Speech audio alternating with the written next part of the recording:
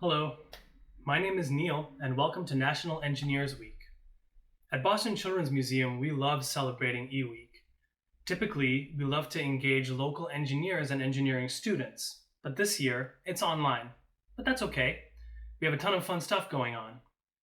Today, I'm joined by Maija, who is going to give us another glimpse into what it's really like to be an engineer. Let's do it!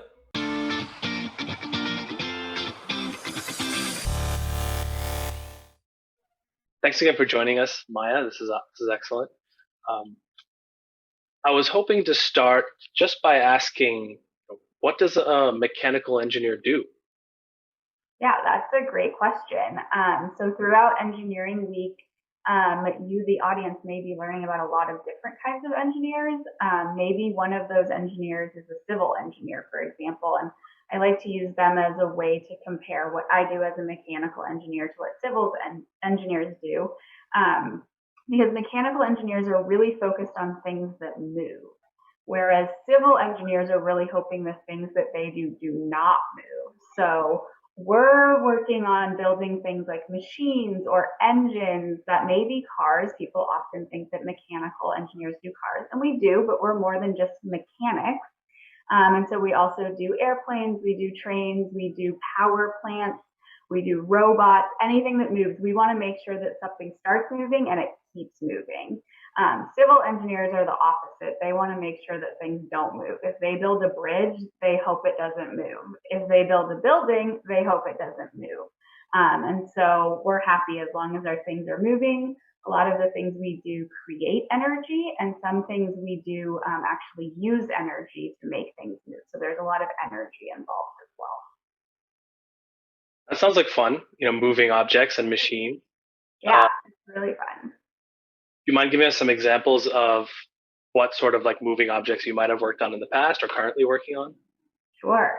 So my background as a mechanical engineer is really with wind energy. So if you've driven around and seen those big white machines with usually the three blades on them spinning around, that's what I do. And I know in New England that's becoming more common. I know around Boston, off of some of the freeways or highways, you see wind turbines. I live in Rhode Island actually, and so we have wind turbines here that are actually out in the ocean, which is pretty exciting to see. And so those are designed to actually capture the energy from the wind and turn it into electricity. And so some people actually use wind energy at home or maybe in their offices to power their lights or their computers. At my house, I pay for 100% wind energy. So my computer right now is being run off of wind turbines, which is pretty cool. That sounds pretty exciting. And that actually makes me think, obviously, there is such a thing as an environmental engineer as well. And you mentioned wind energy. And when I think of different types of energy, my mind does also go to the environment and to what type of work environmental engineers do. So could you speak a bit about how you might work with environmental engineers or just generally in your job beyond that as well, how you work with others? Absolutely. I work with other people all the time, and all engineers do. So I actually have some people I work with. I at my school, I teach at a university, and some of them are environmental engineers. They focus more, at least the people I work with, on water quality, for example. So they're thinking about is the water safe to drink? If we go to a reservoir, how are we going to filter that water so that when you get it out of your tap, you can drink it and know that you'll be healthy? It may be things like looking at soil quality too. So is the dirt good dirt? Should we be growing things in it?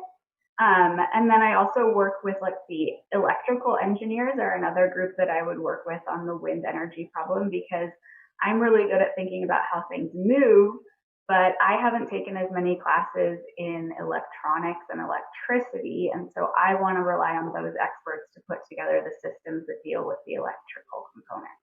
In the same way with wind turbines needing to be anchored into the ground or into the ocean floor, I would rely on civil engineers to make sure that that part of my problem doesn't move. I don't want my wind turbine sailing off to sea, so that movement would be bad. But a good movement would be having the blades of the turbine actually spin. And so wind energy is a great example of an engineering problem that requires engineers from all sorts of different areas.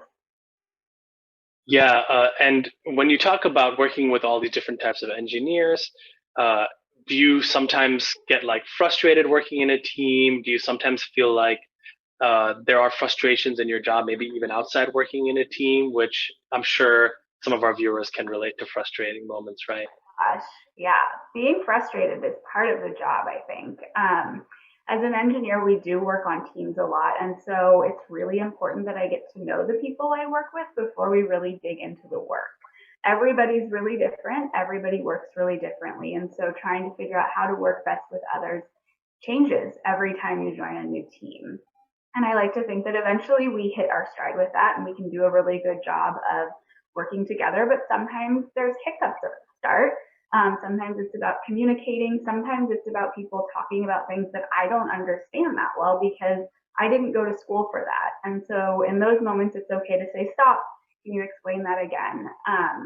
I also get frustrated as an engineer all the time. And I think all engineers would say that. I hope they would. It's part of the fun, really, though, is we're designing things, we're creating things, and part of the engineering process is trying out crazy ideas and knowing that sometimes they'll fail, and it's okay because failure is such a big part of engineering.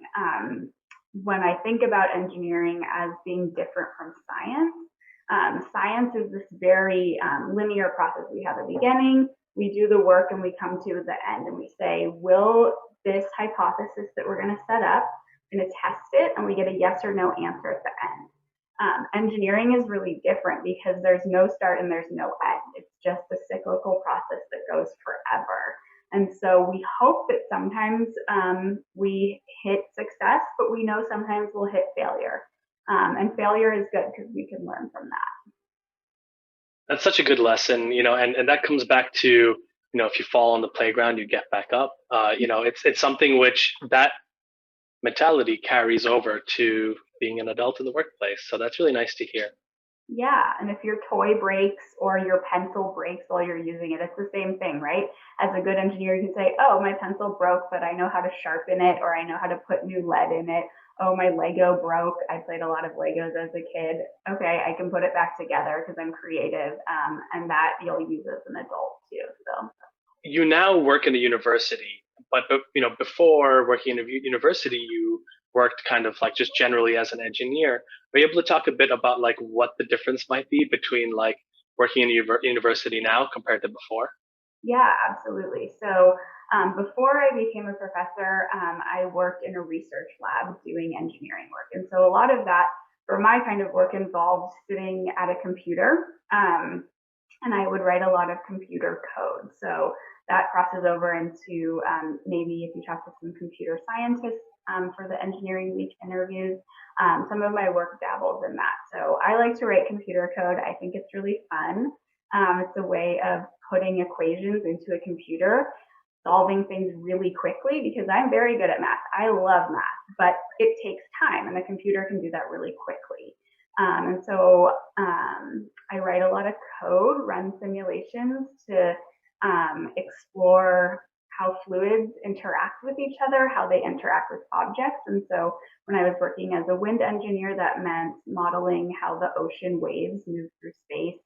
How do those waves hit objects? And when they hit the objects, what happens? Can the objects withstand all of that force that's coming from a huge ocean wave? Which, if you're in Boston, you've certainly seen some waves right in the harbor, and in winter maybe they get really big. And so I spent a lot of time on the computer, but I also spent a lot of time working with people, even though I was sitting at a computer. So I would get results from my computer codes and then I would share them with people and say, how does this compare to what you found? How does this compare to maybe a measurement that you took in a laboratory? How does this compare to maybe measurements you have from a real wind turbine? And so we're constantly comparing and trying to learn more from each other. Yeah, that totally makes sense. And it also makes me wonder as a professor and being knowledgeable about what students are learning now, has it changed from when you're a student learning how to be an engineer? Are there a lot of differences or in what students actually learn now? Yeah, so there are differences a bit, right? Computers have certainly changed the way that engineers are doing a lot of work. What hasn't changed though is the way the world works. So the physics is still the same physics. So the physics that my parents maybe learned when they were in college is the same, and we could go back hundreds, thousands, forever, right? Gravity's still gravity, so that hasn't changed. The math hasn't changed. That's also still true, but the ways in which we approach these problems is certainly different. And so computers have allowed us to do a lot more than we could ever do in the past. And so I would say, as an engineering professor, I spend a lot of time teaching my students how to write computer programs to solve the engineering problems that maybe their parents or their friends' parents solved with pencil and paper before. Now we're able to do things on computers, and so we can solve harder problems now, which is really exciting. Yeah, that is exciting. And when you talk about, when you were in school, it kind of makes me wonder what were the subjects you liked in school. Obviously all the subjects have a certain importance, but when, I guess, did you know that engineering was something you were interested in, and did that have anything to do with the subjects you liked in school? Yeah, I always say that I was sort of a late arrival to engineering. Okay. When I was in high school, I loved math. I loved it so much that I went to calculus camp twice. And so I went off to college and I was sure that I was going to study math. I got to college and realized I really wanted to apply what I was doing in math to the real world. I wanted to solve real world problems that would help people. And so I decided to start studying physics. And so I did my undergraduate in college in physics, and I loved that. But I still felt like I wanted to do something more to help people. I wanted to do something about this climate change issue that was becoming really big, a big topic of discussion while I was in college, and that I felt like I had skills that I could help the world. And so that's when I decided to go back to school for wind energy. And so I didn't become an engineer until after college, but that's fine because now I teach it. So I think it's a good lesson, and you don't have to know exactly what you want to do when you're in first grade. When you get to fifth grade, you still don't have to know what you want to do. When you finish college, you can still continue to explore, and I'm sure throughout my career, I'll continue to tackle new and different problems. But I would say my foundation in math was really important. I love math. I love numbers. I've always liked science as well. But I was also really interested in things like writing poetry when I was in fourth grade was so important to me. I was really into learning how to rhyme words, how to do different syllables, rhythms. I also really always liked art. And so that creative side of me, I think with the numbers side of me, makes for a good match for engineering. But it shows that engineering is not just about being someone who likes numbers, but it's about being creative and it's about communicating. And so even if you're not loving math right now, you may love it later. You may love art. That could make you an amazing engineer too. Yeah, I actually wanted to dig a bit deeper into that, what you just said. So at the museum, we celebrate STEAM rather than STEM because we do understand that art is a really important part of the fabric of everything you do as an engineer or someone working in technology. Can you give us perhaps an example of when you may have had to use perhaps that creative side of your brain when also using the part of your brain that likes math and science? Yeah, totally. So much of what we do as engineers is design things to deliver to consumers or customers or you as the viewers of this video, right? And so we as engineers are constantly thinking about what will the public think of this design. That certainly impacts civil engineers in a big way. When they design a bridge, it should probably look pretty, right? You don't want to drive over an ugly bridge or see that from your apartment building. And so I'm sure you can all think of bridges that you've been over that were really beautiful and maybe ones that were less beautiful. But like the Golden Gate Bridge, right, has great name recognition in San Francisco. So the look of things matters. That is certainly true for wind energy. We have to think very carefully about where we place the wind turbines.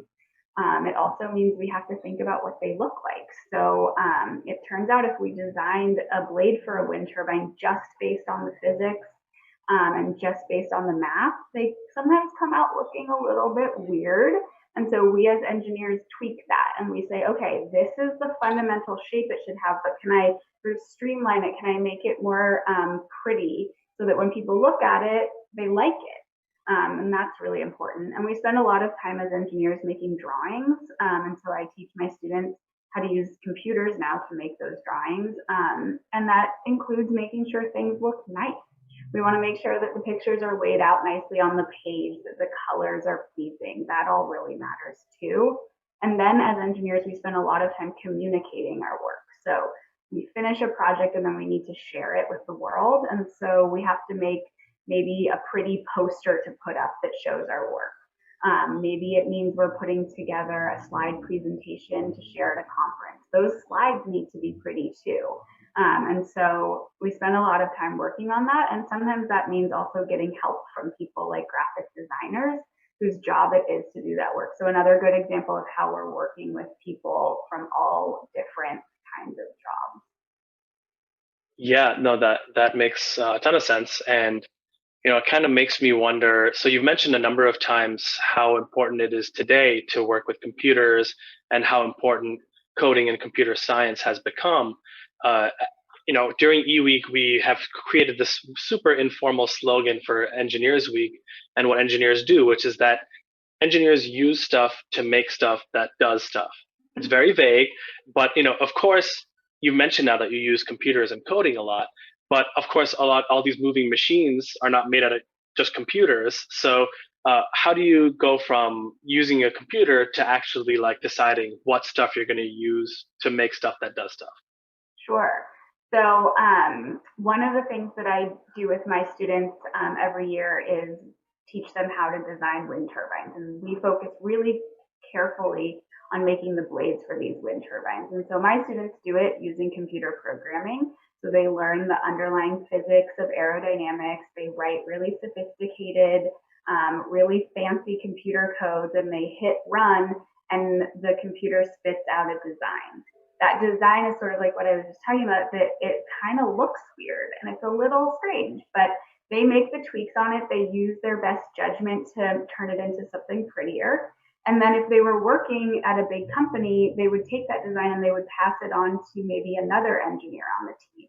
And that other engineer on the team might make the decisions about the materials that they would actually use. And so in Rhode Island, where I live, there's a company just down the road that actually builds wind turbine blades. And so they have a huge warehouse. It's probably about as big as a football field, if not bigger, where they build these wind turbine blades, mostly out of different kinds of fibers. There's usually some wood structure supporting it inside of it. And so that's a whole nother place of engineering that happens in this project. And so this would be a good example of my engineers use computers to pass along the designs, those pretty drawings, to somebody who's going to make the manufacturing decisions. And eventually those manufactured pieces would go out to a wind farm, and that could be in Boston. It could, and there will be projects off the coast of Massachusetts soon, off of Martha's Vineyard. And so that will be the work of other engineers who are involved in the installation. And so eventually that computer code that started becomes a wind turbine blade, that becomes a wind turbine, that becomes something that produces electricity, which may power your home. So yeah, the arc. Right. And it kind of seemed to come back to how you work in a team, which seems to be the theme here. And we've talked a bit about some of the frustrations that can come with your job, working in a team, some of the challenges. But actually, I was kind of wanted to ask more about your journey and your story to becoming an engineer. Did you face any challenges sort of along the way that I think would be helpful for some of our viewers to hear? Oh, absolutely. Gosh, challenges on so many different levels. And that's made me such a stronger person and an engineer by getting through them. But I still did have to confront them. And so some of that may be a class that I took along the way that was really, really hard and made me have to work really hard. Maybe it meant collaborating more with the people in my class, getting together for homework groups, people that I could ask questions of and then take turns also explaining concepts to them. It may involve asking more questions of your teachers when you're getting confused and stuck. It may involve reading more, doing more practice problems, and a lot of the classes I took were very difficult. I've also confronted challenges with people doubting my work, and that happens to all engineers. I think sometimes it happens more to women engineers, and so that's something I had to learn to deal with, to remind myself that the work I did was really careful. It was based in good science and in good math, and that I can trust my results because I spent a lot of time thinking about it and communicating it with collaborators. And so that made me stronger and more able to defend what I do, feel good about it, and remind myself that girls can do anything. Boys can do anything too. Anyone can do anything. So no one's left out of that. That's a good lesson to carry with you. Don't let anybody tell you that you can't do something, because you can. You just have to work really hard sometimes. I think that's an excellent lesson that applies to children, grown-ups, really everyone can learn from that. Lastly, before we go, I wanted to ask you not about what it's like to be an engineer, but just about you as a person outside your job. Can you tell our viewers and myself a bit more about who you are outside work, what your hobbies are, what you do to have fun, etc.? Totally. It is a good point. We aren't just what we do for a job, right? Yep. So let's see. I really love to read. I make a goal every year of reading 52 books a year. I try and read a book a week. I mostly read nonfiction just because it's what I find enjoyable, but I do dabble sometimes in fiction as well. And so that's a really great way for me to sort of unplug at the end of the day after a stressful day. I can sit down on the couch and read a book, and I like having a goal. I'm pretty goal oriented. What else? I live in Rhode Island, like I mentioned earlier, so the ocean is very important to us here. So I have a little dinghy, which is a little wooden boat that I can row around the little bay where I live. This fall, I built what's called a coracle, which is new to me this fall, but very cute. It's really a perfectly circular boat that was really made for fishing rivers in like Scotland, and it's cool because it's small enough that I can actually wear it as a backpack. So I built my own little coracle, and I can put it on like a backpack and walk it down to the water near where I live. And it has just one little paddle that you actually use to pull yourself forward. So it's kind of engineering related, really, but a nice way to get out on the water. And I look kind of like a turtle when I do it. So definitely get a lot of weird looks on the street, people trying to take sneaky pictures, but I don't mind because I know it's really silly. But I also really like puzzles, and I think that maybe gets to my math side of my brain. I'm obsessed with doing crosswords. I love playing Scrabble. I like to cook. So many different things, and it's important to remember that work is work, but there's so many other fun things to do, and taking care of yourself in that way is so important. So, yeah. No, it's well said. It's important to play hard as well as work hard. So yeah, there you go. Yeah. Well, thank you so much for chatting with me today, and I appreciate you taking out the middle of your workday. But I wish you a happy rest of the 2021, and just generally, I'll reach out again to touch base with you soon. Great. Thank you so much for including me. This was really fun. Thanks for joining. Take care. Bye.